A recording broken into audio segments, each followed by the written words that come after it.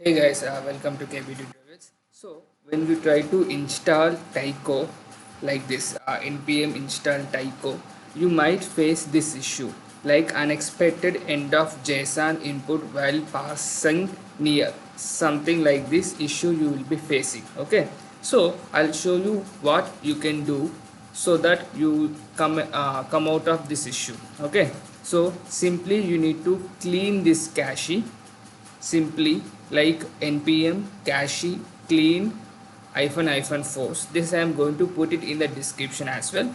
So once you clean the cache, then you try to install it again, then it will work.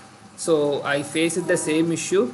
Now you could see it is started downloading. Okay, so you might also face the same issue, so I recommend you to clean the cache and make sure you have Node.js installed and npm installed in your machine. I hope it's informative for you guys. So this is how we'll install taiko. Npm install taiko. Thank you so much. Thank you.